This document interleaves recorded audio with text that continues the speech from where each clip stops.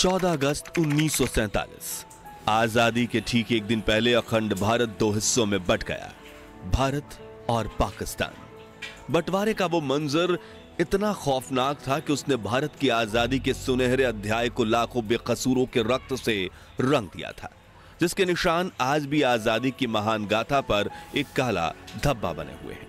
अगला दिन 15 अगस्त 1947 भारत के इतिहास का वो ऐतिहासिक दिन बनने वाला था, जिसका करोड़ों भारतीय बेसब्री से इंतजार कर रहे थे। मगर देश को अंग्रेजों की गुलामी से आजादी तो मिल गई, लेकिन जाते जाते अंग्रेज अखंड भारत में ऐसी ज्वाला भड़का गए जिसकी लपटों की गर्मी आज भी महसूस की जा रही है। जहां एक तरफ लाखों भारतीय आजादी का जश्न मनाने दिल्ली पहुंचे थे, जहां प्रिंसेस पार्क में पंडित जवाहरलाल नेहरू ने पहली बार आजाद भारत का तिरंगा फहराया, वहीं करोड़ों लोग बंटवारे के दर्द से कराह रहे थे। साथियों, आज के इस वीडियो में हम आपको भारत के इतिहास में 77 साल पीछे ले जाएंगे और आजाद भारत की कुछ ऐसी तस्वीरें दिखाएंगे जिन्हें देख आपके रोंगटे खड़े हो जाएंगे। लेकिन उससे पहले हमारी एक छोटी सी गुजारिश है कि हर भारतीय और पाकिस्तानी जनता इस वीडियो को पूरा जरूर देखे। अखंड भारत, जहां हर धर्म के लोग एक साथ मिलकर खुशी से रहा करते थे, जहां वर्ष 1857 में आजादी की लड़ाई हिंदू और मुस्लिम दोनों धर्म के क्रांतिकारी एक साथ मिलकर लड़ रहे थे, उसी देश की आवाम में अंग्रेजों ने अगले 90 सालों तक एक दूसरे के खिलाफ ऐसा जहर भर दिया कि हमेशा साथ रहने वाले लोग आजादी के दिन एक दूसरे के खून के प्यासे बन चुके थे। साथियों, आजादी के वक्त जब देश का बंटवारा हो रहा था, उस समय देश में बारिश का मौसम था। कई इलाकों में बहने वाली नदियां ओवरफ्लो हो चुकी थी। बाढ़ की वजह से किसानों की फसलें तबाह हो रही थी।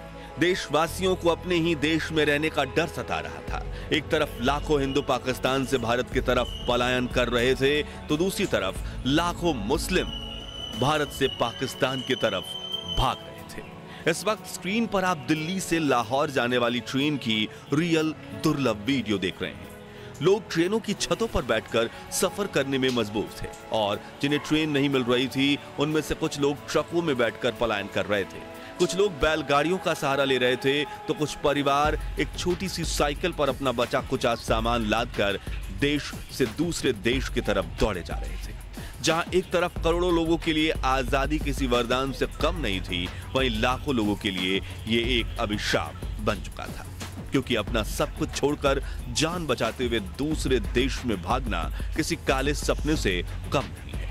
हालांकि बंटवारे की यह दास्तां तो आजादी से कई साल पहले ही लिखी जा चुकी थी, क्योंकि अंग्रेजों ने देशवासियों में धर्म को लेकर ऐसा जहर भर दिया था, जिससे कई पॉलिटिकल लीडर्स ने तो धर्म के बल पर ही अपनी पार्टीज बना ली थी।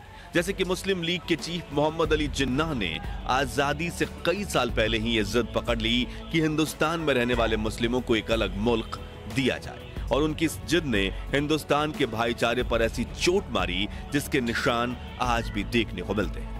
इस वक्त आप स्क्रीन पर जिन तस्वीरों को देख रहे हैं, वो उस वक्त की हैं जब मोहम्मद अली जिन्नाह ने पाकिस्तान के गवर्नर जनरल बनने की शपथ लेकर अपनी जिद पूरी की थी और भारत से ही एक अलग मुल्क खड़ा कर दिया था, जिसके बाद वो अपनी पसंदीदा कुर्सी पर विराजमान हुए थे।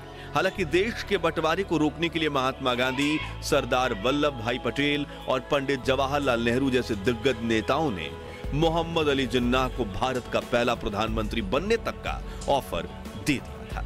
कई इतिहासकार बताते हैं कि बंटवारे की खबर से पंडित जी को काफी बड़ा झटका लगा था। जी हां, 14 अगस्त की शाम को जब जवाहरलाल नेहरू, इंदिरा गांधी और पद्मा नायडू के साथ अपने घर पर बैठे थे और आजादी के भाषण को तैयार किया जा रहा था, तभी अचानक से उनकी फोन की घंटी बजी और फोन उठते ही नेहरू ने जो खबर सुना, उसके बाद उनका चेहरा लाल पड़ गया, आंखों में आंसू आ गए और शरीर में सिहरन पैदा होने लगी, क्योंकि लाहौर के नए प्रशासन ने हिंदू और सिखों के इलाकों की पानी की सप्लाई काट दी थी, जिससे लोग प्यास से तड़प रहे थे और जो पानी के लिए अपने घरों से बाहर निकल रहे थे, उसे उसी वक्त मार दिया जाता था। यहां से शुरू होने वाले दंगे देखते ही देखते पूरे भारत और पाकिस्तान में फैल रहे थे। लोग मरने मारने को उतावले थे। खैर, अपने आप को संभालते हुए 14 अगस्त की रात 11:55 पर नेहरू संसद के सेंट्रल हॉल में भाषण देना शुरू करते हैं। उन्होंने कहा, हमने नियति के साथ एक वादा किया था और अब समय आ गया है कि हम अपना वादा पूरा करें। शायद पूरा नहीं, लेकिन जहां तक हो सके वहां तक। ट्रस्ट विद डेस्टिनी नाम की पंडित जी की यह भाषण सुनने के बाद महात्मा गांधी के नाम का नारा लगाते हुए देशवासियों ने आजादी का शंख नाद बजाया था। लेकिन करोड़ों देशवासियों को क्या पता था कि कुछ इलाकों में देश की आवाम इस आजादी की कड़ी कीमत चुका रही है। इस वक्त स्क्रीन पर आप भारत और पाकिस्तान के रिफ्यूजी कैंप्स की कुछ दुर्लभ वीडियोस देख रहे हैं। देखिए कैसे छोटे छोटे बच्चे नल के आगे एक बाल्टी पानी भरने के लिए लाइन में लगे हुए हैं, जिन्हें लेकर काफी देर तक चलने के बाद उन रिफ्यूजी कैंप्स में पहुंचते हैं जहां इनके रहने के लिए पक्की छत तक नहीं है। बस छांव के लिए कुछ फटे हुए टेंट्स और पेड़ हैं, जहां बैठने की जगह इतनी कम है कि लोग कड़कड़ाती धूप में गर्म जमीन पर बैठकर अपना शरीर जला रहे हैं। बच्चों के पास पहनने के लिए कुछ कपड़े तक नहीं बचे। 2 दिन पहले सुख शांति से जीवन व्यतीत करने वाले परिवार आज शरणार्थी बन चुके हैं। महिलाएं हाथ जोड़कर अपने परिवार के लिए खाना और रहने की मांग कर रही हैं। भूख की वजह से तड़पते हुए बच्चों का शरीर कुपोषित हो चुका है, लेकिन फिर भी लाखों लोग अपना घर छोड़कर बिना किसी मंजिल के आगे बढ़ते जा रहे हैं। इस ट्रेन के हालात देखिए, जिसमें लोग खिड़की पर लटककर अपनी जान दांव पर लगाने से भी पीछे नहीं हट रहे, क्योंकि उन्हें किसी भी हाल में पाकिस्तान से भारत पहुंचना है।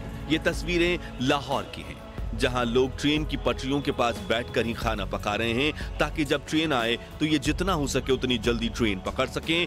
यहाँ खड़ी ट्रेन के न सिर्फ ऊपर बल्कि 2 डिब्बों के बीच खाली जगह पर भी लोग खचाखच भरे हुए हैं, जिनके हाथों में अपना कुछ टूटा फूटा सामान और दिल में जिंदा बचने की उम्मीदें हैं। अगली दुर्लभ वीडियो दिल्ली के कुतुब मीनार की है, जो 1947 में आजादी के वक्त कुछ ऐसा दिखता था। वहीं इसके आसपास के इलाके बिल्कुल बंजर थे, जहां राजाओं के कुछ पुराने टूटे फूटे महल के खंडहर वीडियो में आप देख रहे हैं। वीडियो में दिख रहे लोग आजादी का जश्न मनाने कुतुब मीनार पहुंचे हैं। आजादी के वक्त दिल्ली में जश्न का माहौल था। यह फुटेज लाल किले की है, जहां पर 16 अगस्त 1947 के दिन लाखों लोग प्रधानमंत्री जवाहरलाल नेहरू को देश का तिरंगा फहराते हुए देखने पहुंचे थे। हालांकि 250 सालों तक गुलामी की जंजीरों में बांधकर रखने के बावजूद 1947 में जब अंग्रेजों ने भारत को आजादी दी थी, तब उन्हें खुद पर इतना गर्व था कि वह सर ऊंचा करके बैंड बाजे के साथ और परेड के साथ भारत छोड़कर जा रहे थे। ये उसी दौर की एक रेयर फुटेज है, जिसमें आप देख सकते हैं कि मार्च 1947 में जब अर्ल लुइस माउंटबेटन और उनकी बीबी एडविना दिल्ली में आई थी, तो कैसी शानदार परेड निकाली गई थी। जिसके बाद आने वाले महीनों में अंग्रेजों ने जवाहरलाल नेहरू और मोहम्मद अली जिन्ना की कई मीटिंग्स करवाई, जिसमें जवाहरलाल नेहरू ने बिल्कुल पास बैठे लुइस माउंटबेटन ने ही अगस्त में भारत को आजादी देने की बात रखी थी। साथ ही यहीं पर देश को 2 टुकड़े में बांटने का निर्णय लिया गया था, जिसमें शांति से भारत को आजादी दी जा सके। लेकिन असल में जो हुआ उसके बारे में सोचकर हमारी रूह कांप जाती है। दोस्तों, अगली फुटेज देखकर आपकी आंखों में आंसू आ जाएंगे। जी हाँ, ये उस वक्त कुछ लोग भूख से तड़प कर मर गए थे। हाथ में थाली लिए रिफ्यूजी कैंप में हमारे देशवासी 2 मुट्ठी खाने के लिए लंबी कतारों में लगे। जब उन्हें खाना मिल रहा था तो उनके चेहरों पर जो मुस्कुराहट दिख रही थी ना, वो देख मेरे आंखों में आंसू आ गए। लेकिन यह कहना गलत नहीं होगा कि महात्मा गांधी, पंडित जवाहरलाल नेहरू, सरदार वल्लभ भाई पटेल, लाल बहादुर शास्त्री, डॉक्टर भीमराव आंबेडकर और कई महान नेताओं ने इतने मुश्किल हालातों में भी देश को संभाला। और आज हम भारतीय ब्रिटेन से भी कई गुना आगे निकल चुके हैं। खैर, आपको ये जानकर हैरानी होगी कि इस बंटवारे में करीब 2 करोड़ लोगों ने अपना देश छोड़ा था और 10 से 15 लाख बेकसूरों की जान गई थी। मगर यहाँ अफसोस की बात यह है कि ब्रिटिशर्स ने हम भारतीयों के साथ इतने घिनौने जुर्म किए जो भारत के इतिहास में खून के लाल अक्षरों से दर्ज हैं। लेकिन फिर भी उन्हें भारतीयों की तरह विदा किया गया। जहां 27 अगस्त 1948 के दिन जब ब्रिटिशर्स की आखिरी टोली हमारा देश छोड़कर जा रही थी, तो उन्हें बैंड बाजे के साथ विदा किया गया। देखिए कैसे ये अंग्रेजों की आखिरी टुकड़ी मुंबई से अपनी बोट में सवार होकर ब्रिटेन का तिरंगा लहराते हुए शान से जा रहे हैं।